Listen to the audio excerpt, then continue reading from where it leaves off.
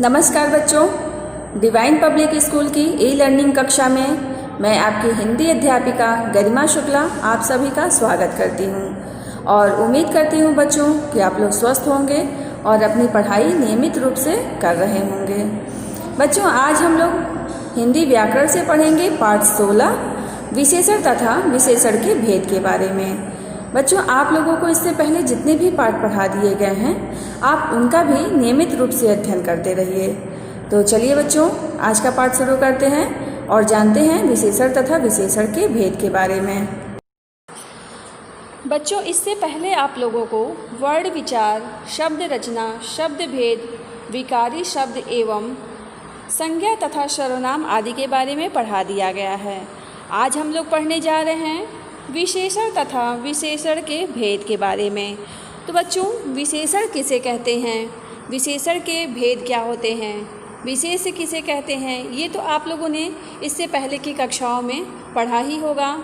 और अगर आप लोगों को नहीं याद है तो चलिए एक बार फिर से हम जान लेते हैं कि विशेषण किसे कहते हैं।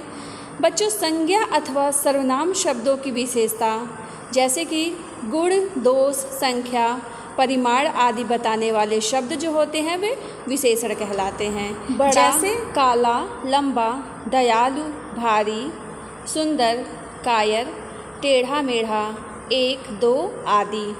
बच्चों, इस पाठ को शुरू करने से पहले आइए हम कुछ महत्वपूर्ण बिंदु के बारे में देख लेते हैं। पहला है, वाक्य में संज्ञा अथवा सर्वनाम की विशेषता बताने वाले शब्दों को विशेषण कहते हैं। जैसे काला कुत्ता, इस वाक्य में काला विशेषण है। दूसरा है, जिस शब्द संज्ञा अथवा सर्वनाम की विशेषता बताई जाती है उसे विशेष्य कहते हैं। उपरोक्त वाक्य में कुत्ता विशेष्य है। तीसरा है, जिस विकारी शब्द से संज्ञा की व्याप्ति मर्यादित होती है उसे भी विशेषण कहते हैं। जैसे मेहनती विद्यार्थी सफलता पाते हैं, धर्मपुर स्वच्छ नगर है, वह पीला है, ऐसा आदमी कहाँ मिलेगा।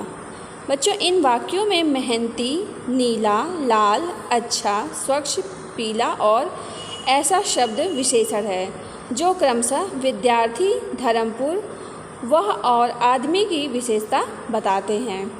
बच्चों, विशेषण शब्द जिसकी विशेषता बताए उसे विशेष्य कहते हैं। अतः विद्यार्थी, धर्मपुर, वह और आदमी शब्द वो विशेष्य होते हैं। तो आइए अब इस पाठ को आगे बढ़ाते हैं और पढ़ते हैं विशेषण तथा विशेषण के भेद के बारे में। बच्चों, विशेषण वे शब्द हैं जो संज्ञा, सर्वनाम तथा विशेषण शब्दों की विशेषता बताने का कार्य करते हैं। जैसे उसने कठिन परिश्रम किया। अब इसमें देखिए बच्चों, विशेषण कठिन है और परिश्रम संज्ञा की विशेषता है। दूसरा है बेचारी, वह ऐसे कहाँ जाती। इसमें बच्चों विशेषण हो गया बेचारी, वह सर्वनाम की विशेषता हो गई। तीसरा है, उसने बहुत कठिन परिश्रम किया। इसमें विशेषण है बहुत, कठिन विशेषण की विशेषता है। बच्चों, विशेषण जिन शब्दों की विशेषता बताते हैं उन्हें विशेष्य कहा जाता है। जैसे काला कुत्ता में काला शब्द जो है वो कुत्ता शब्द की विशेषता बता रहा है। इससे पता चल रहा है कि कुत्ते का रंग काला है, अतः यह विशेषण है। दूसरी ओर कुत्ता शब्द जिसकी विशेषता बताई जा रही है वह विशेष्य है। आइए बच्चों, अब विशेषण की परिभाषा देखिए, यहाँ पे दिया गया है, इसको आप पढ़ लीजिए। जो शब्द संज्ञा, सर्वनाम या विशेषण शब्दों के गुण, संख्या या परिमाण आदि से संबंधित विशेषता की सूचना देते हैं उन्हें विशेषण कहते हैं। अब आइए विशेषण के भेद और प्रभेद के बारे में पढ़ते हैं। बच्चों, संज्ञा या सर्वनाम शब्दों की विशेषता कई प्रकार से बताई जा सकती है। इस बात को समझने के लिए निम्नलिखित वाक्यों के रेखांकित पदों पर ध्यान दीजिए। तो बच्चों ध्यान से पढ़िए। पहला है, छोटे बच्चे हमेशा शरारत करते हैं। दूसरा है, उसे कच्चे आम बहुत पसंद हैं। पिताजी सफ़ेद कमीज पहनकर गए हैं। कुछ लोग हमेशा झूठ ही बोलते रहते हैं। आज 3 अध्यापक अनुपस्थित थे। मुझे थोड़ी चीनी चाहिए। खीर बनाने के लिए 4 लीटर दूध ले आना। बच्चों, इसमें 1 से 3 तक वाक्यों के रेखांकित पद अपनी अपनी संज्ञाओं के गुणों की ओर संकेत कर रहे हैं। ये बता रहे हैं कि बच्चे छोटी उम्र के हैं, आम कच्चे हैं तथा कमीज का रंग सफ़ेद है। इसके बाद बच्चों चौथे और 5वें के रेखांकित पद अपनी अपनी संज्ञाओं की संख्या के बारे में सूचना दे रहे हैं। अब देखिए यहाँ पे कुछ जो पद है लोगों की अनिश्चित संख्या बता रहा है तथा 3 पद जो है वो अध्यापकों की निश्चित संख्या बता रहा है।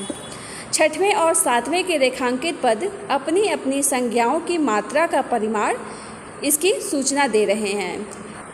अब बच्चों देखिए थोड़ी जो पद है, थोड़ी पद से चीनी की अनिश्चित मात्रा का पता चल रहा है, तो 4 लीटर पद से दूध की निश्चित मात्रा का संकेत मिल रहा है।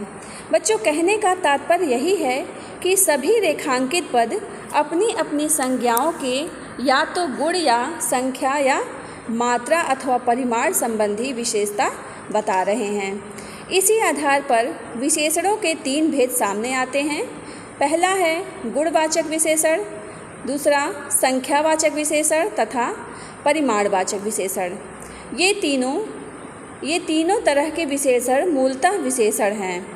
भाषा में कुछ ऐसे विशेषण भी मिलते हैं जो मूलतः विशेषण नहीं होते, पर किसी विशिष्ट संदर्भ में विशेषण का प्रकार करने के कारण विशेषण बन जाते हैं।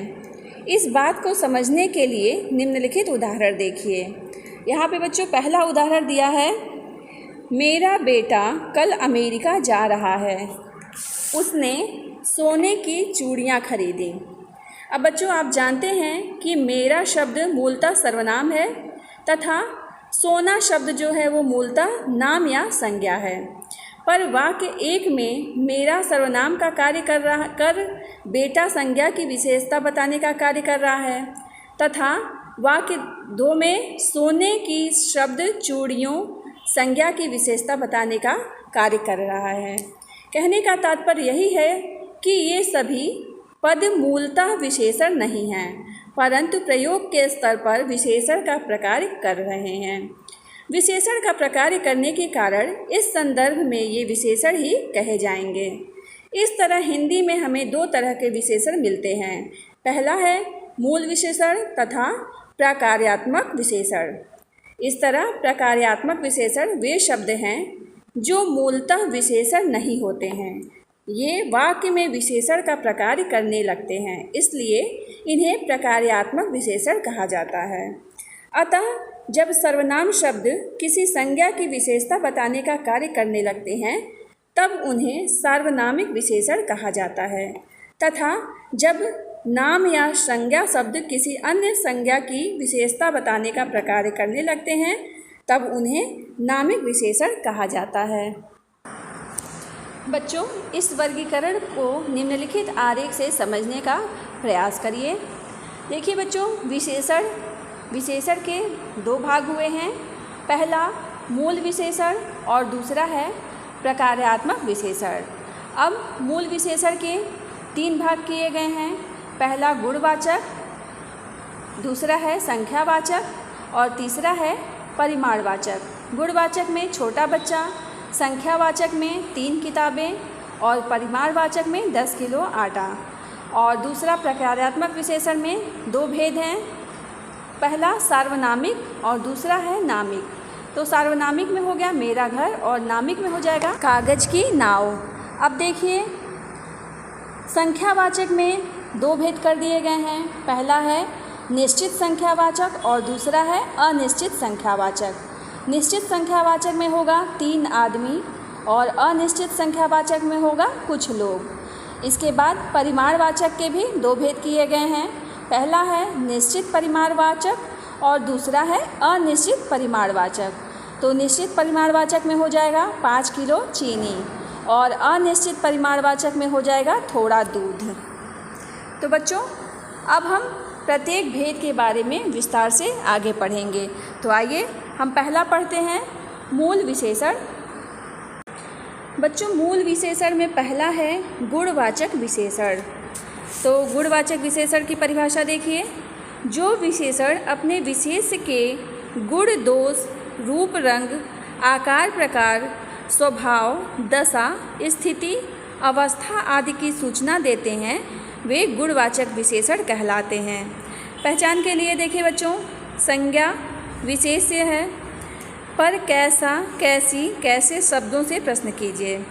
इन प्रश्नों के उत्तर में जो विशेषण मिलेंगे वे गुणवाचक विशेषण होंगे। जैसे छोटा बच्चा के बच्चा संज्ञा पद पर प्रश्न किया जाए कि कैसा बच्चा, तो उत्तर में प्राप्त होगा छोटा विशेषण, गुणवाचक विशेषण होगा। अब यहाँ पे अन्य उदाहरण देखिए। मोटी रस्सी, पुराना मंदिर, ग्रामीण लोग, जापानी गुड़िया, चौड़ा रास्ता, दरिद्र ब्राह्मण, कमज़ोर बच्चे, पीली साड़ी, सांवली लड़की, फीका पकवान, मुलायम गद्दा और गरम चाय। अब बच्चों हमारा दूसरा है संख्यावाचक विशेषण। वे विशेषण जो अपने विशेष की संख्या का बोध कराते हैं वे संख्यावाची विशेषण कहलाते हैं। अब इसका पहचान देखिए। संख्यावाचक विशेषण जिन संज्ञाओं की विशेषता बताते हैं वे जातिवाचक संज्ञा शब्द होते हैं तथा उनकी गिनती की जा सकती है। संख्यावाचक विशेषणों की पहचान के लिए इनके विशेष्य पर कितना, कितनी, कितने शब्दों से प्रश्न कीजिए। इन प्रश्नों के उत्तर में जो विशेषण मिलेंगे वे संख्यावाचक विशेषण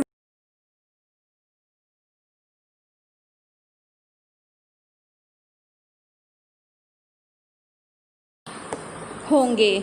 जैसे 3 आदमी के आदमी संज्ञा पद पर प्रश्न किया जाए कि कितने आदमी, तो उत्तर में प्राप्त 3 विशेषण संख्यावाचक विशेषण होगा। यहाँ पे कुछ और उदाहरण दिए गए हैं, देखिए। पहला है 10 आदमी, दूसरा दूसरी कक्षा, पहली मंजिल, प्रथम स्थान, सब लोग, बहुत लड़के, कुछ मकान, दुगनी कीमत, प्रत्येक व्यक्ति। बच्चों संख्यावाचक विशेषणों में से कुछ विशेषण अपने विशेष की निश्चित संख्या की सूचना देते हैं तो कुछ अनिश्चित संख्या की। इसी आधार पर इनके 2 उपभेद हो जाते हैं। पहला निश्चित संख्यावाचक विशेषण तथा अनिश्चित संख्यावाचक विशेषण। यहाँ पे उदाहरण देखिए।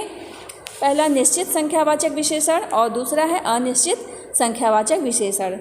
निश्चित संख्यावाचक विशेषण में दिया है इस घर में 10 लोग रहते हैं और अनिश्चित में हो जाएगा कि इस घर में कुछ लोग रहते हैं। निश्चित में होगा वह तीसरी कक्षा में पढ़ता है। अनिश्चित में होगा मेले में बहुत लोग थे। निश्चित में है मैंने 3 दर्जन केले खरीदे। अनिश्चित में है मैंने कुछ केले ही खरीदे।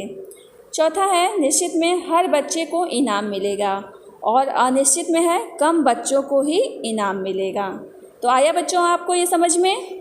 अब आइए हम इसके बाद पढ़ते हैं परिमाणवाचक विशेषण। बच्चों परिमाण शब्द का अर्थ है मात्रा। जो विशेषण अपने विशेष की मात्रा की सूचना देते हैं वे परिमाणवाचक विशेषण कहलाते हैं। अब यहाँ पे उदाहरण देखिए। 10 किलो आटा, 5 लीटर दूध, 1 किलो आलू, बहुत मिठाई, कुछ सामान, थोड़ी चीनी, कम खर्च, इतना खाना, सारा आटा। बच्चों इसका पहचान देखिए। परिमाण या मात्रा किसी द्रव्य पदार्थ की ही बताई जा सकती है। अतः परिमाणवाचक विशेषण जिन संज्ञाओं की विशेषता बताते हैं वे द्रव्यवाचक संज्ञा होते हैं। बच्चों संख्यावाचक विशेषणों की ही तरह परिमाणवाचक विशेषण भी अपने विशेष के निश्चित तथा अनिश्चित परिमाण की सूचना देते हैं। अतः इसी आधार पर इनके भी 2 उपभेद हो जाते हैं। पहला है निश्चित परिमाणवाचक विशेषण तथा अनिश्चित परिमाणवाचक विशेषण। तो यहाँ पे उदाहरण देखिए निश्चित परिमाणवाचक विशेषण और अनिश्चित परिमाणवाचक विशेषण का। पहला है माँ ने 2 किलो आलू खरीदे। अनिश्चित में होगा मुझे थोड़े चावल चाहिए। निश्चित है 1 किलो प्याज दीजिए और अनिश्चित में है कल मैंने बहुत खाना खाया। निश्चित में होगा 250 ग्राम अदरक ले आना और अनिश्चित में हो जाएगा मुझे कुछ सामान लेना है। निश्चित परिमाणवाचक है 3 मीटर कपड़ा खरीदना है। और अनिश्चित में हो जाएगा इतना खाना कौन खाएगा। अब फिर देखिए, निश्चित में दिया है 100 ग्राम धनिया भी लेते आना। अनिश्चित में है तुम्हें जितनी दाल खानी हो उतनी ही ले लो। निश्चित में है इस बर्तन में आधा लीटर दूध डालो। अनिश्चित में है मेरी चाय में तनिक दूध डाल दो। तो बच्चों, समझ में आ गया निश्चित परिमाणवाचक विशेषण और अनिश्चित परिमाणवाचक विशेषण के उदाहरण। अब इसके बाद हम लोग पढ़ेंगे प्रकार्यात्मक विशेषण के बारे में। तो बच्चों, प्रकार्यात्मक विशेषण में पहला है सार्वनामिक विशेषण। तो देखिए, सार्वनामिक विशेषण किसे कहते हैं। बच्चों, जैसा कि नाम से ही स्पष्ट है, जब सर्वनाम शब्द संज्ञा की विशेषता बताने का प्रकार्य करने लगते हैं तब वे सर्वनाम नहीं रह जाते, बल्कि उस संदर्भ में विशेषण बन जाते हैं। जैसे मेरा, तेरा, आपका, जिसका, उसका आदि सर्वनाम शब्द हैं। पर मेरा भाई, तेरा घर, आपका स्कूल जैसे उदाहरणों में ये भाई, घर, स्कूल संज्ञाओं की विशेषता बता रहे हैं। अतः इस संदर्भ में ये विशेषण हैं। अतः जब सर्वनाम शब्द वाक्य में प्रयुक्त होकर विशेषण का कार्य न कर किसी संज्ञा की विशेषता बताने का प्रकार्य करने लगते हैं तो वे सार्वनामिक विशेषण कहलाते हैं। जितने प्रकार के सर्वनाम हैं उतने ही प्रकार के सार्वनामिक विशेषण बन सकते हैं। अब बच्चों देखिए उदाहरण कैसे। वह लड़का किधर चला गया। इस आदमी से मैं बात नहीं करूँगा। उस कमरे में कोई लड़की बैठी है। लगता है आज कोई मेहमान आने वाला है। वे लोग क्या बात कर रहे थे। जो लोग यहाँ रुकना चाहें रुक सकते हैं। तो बच्चों, आप लोगों को सार्वनामिक विशेषण समझ में आ गया। अब हम पढ़ेंगे नामिक विशेषण के बारे में। बच्चों, जिस तरह से सर्वनाम शब्द संज्ञा की विशेषता बताते हैं उसी तरह से वाक्यों में प्रयुक्त होकर संज्ञा शब्द भी अन्य संज्ञाओं की विशेषता बताते हैं।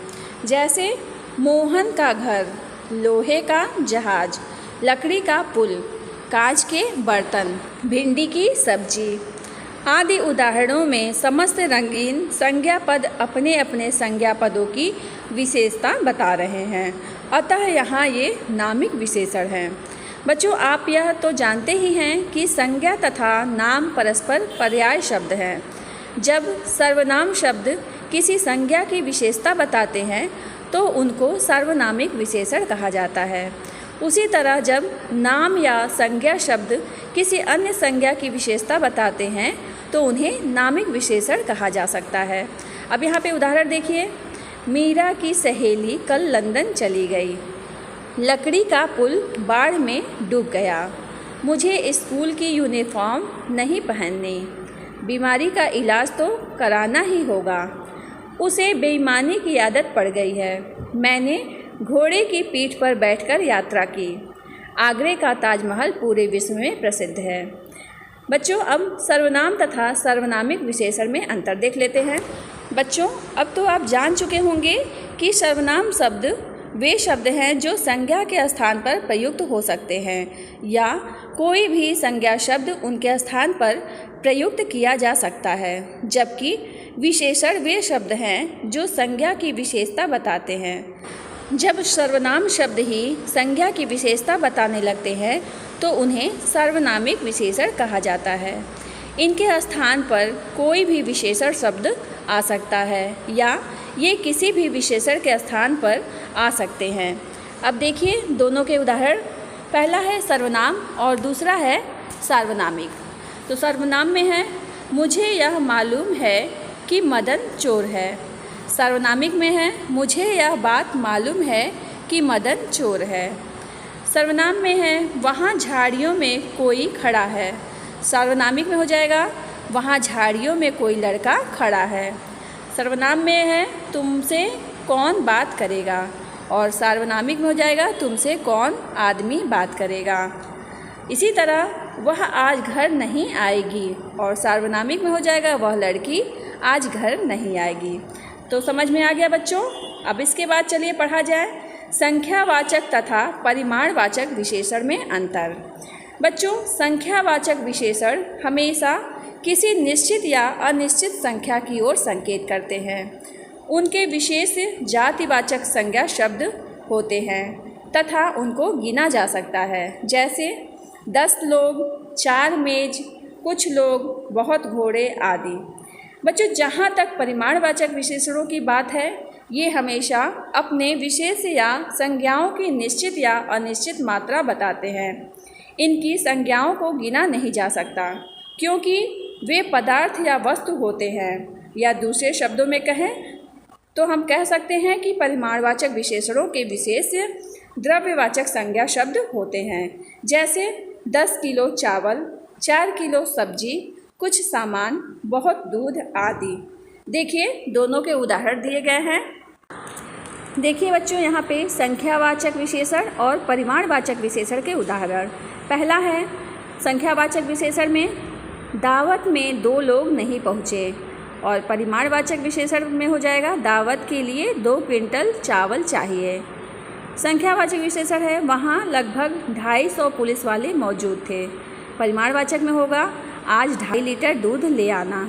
इसी तरह से संख्यावाचक में है सब लड़कियाँ पिकनिक पर जा रही हैं, और परिमाणवाचक में होगा यहाँ से सब सामान ले जाओ। दूसरे विशेषण से बच्चों अन्य उदाहरण भी दिए गए हैं, जिसे आप एक बार पढ़ लीजिएगा। किसी अन्य विशेषण की विशेषता बताते हैं, उन्हें हम प्रविशेषण कहते हैं। बच्चों, जैसा हमने पीछे भी कहा था कि विशेषण केवल संज्ञा सर्वनाम की विशेषता नहीं बताते, सब्जी बल्कि लाए।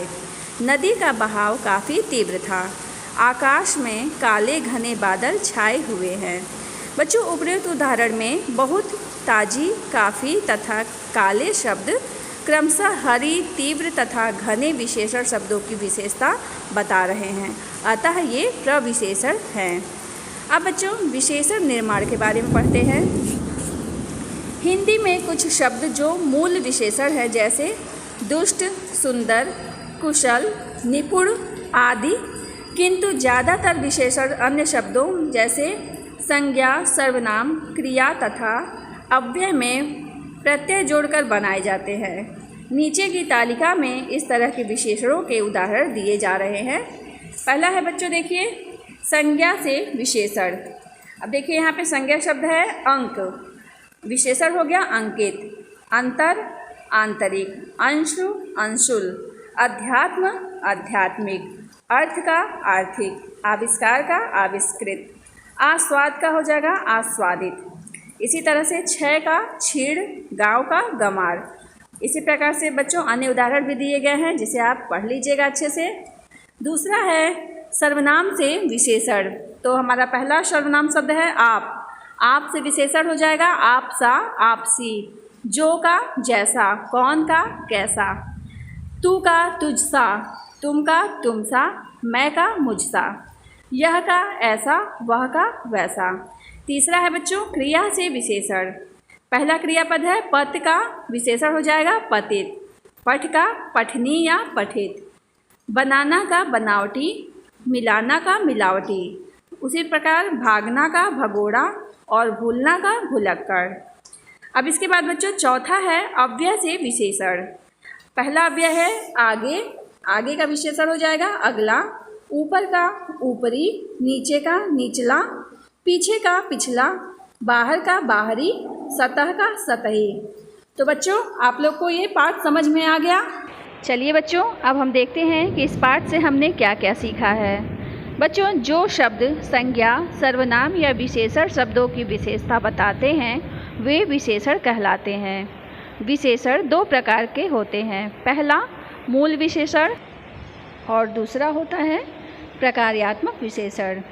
मूल विशेषण मूलतः विशेषण शब्द ही हैं। इस वर्ग में आने वाले विशेषण हैं गुणवाचक, संख्यावाचक तथा परिमाणवाचक विशेषण। बच्चों गुणवाचक विशेषण अपने विशेष के रंग, रूप, आकार, स्वभाव, दशा, स्थिति आदि गुणों की ओर संकेत करते हैं। संख्यावाचक विशेषण अपने विशेष की निश्चित तथा अनिश्चित संख्या की ओर संकेत करते हैं। इनके विशेष जातिवाचक संज्ञा शब्द होते हैं जिनकी गिनती की जा सकती है। परिमाणवाचक विशेषण अपने विशेष की निश्चित और अनिश्चित मात्रा की ओर संकेत करते हैं। इनके विशेष द्रव्यवाचक संज्ञा शब्द होते हैं जिनकी गिनती नहीं की जा सकती। विशेषणों के अलावा अन्य विकारी शब्द जैसे संज्ञा, सर्वनाम आदि जब संज्ञा की विशेषता बताने का प्रकार्य करते हैं तो वे प्रकार्यात्मक विशेषण वर्ग में आते हैं। प्रकार्यात्मक विशेषण वर्ग में आने वाले विशेषण हैं सार्वनामिक तथा नामिक विशेषण। जब सर्वनाम शब्द संज्ञा शब्दों की विशेषता बताने का प्रकार्य करते हैं तब उन्हें सार्वनामिक विशेषण कहा जाता है। बच्चों, जब संज्ञा शब्द किसी अन्य संज्ञा शब्द की विशेषता बताने का प्रकार्य करते हैं तो उन्हें नामिक विशेषण कहा जाता है। जो विशेषण शब्द विशेषणों की भी विशेषता बताएं उन्हें प्रविशेषण कहा जाता है। तो बच्चों, उम्मीद है आप लोगों को ये पाठ समझ में आ गया होगा। अब इस पाठ से संबंधित जितने भी प्रश्न दिए जा रहे हैं आप उनको अपनी उत्तर पुस्तिका में लिखेंगे। तो बच्चों, उम्मीद है आप लोगों को ये पाठ विशेषण तथा विशेषण के भेद समझ में आ गया होगा। बच्चों, मैं उम्मीद करती हूँ आप लोगों को ये पाठ अच्छे से समझ में आया होगा। तो आज के लिए इतना ही बच्चों। आप लोग इस पाठ को एक बार अच्छे से पढ़ लीजिएगा। धन्यवाद।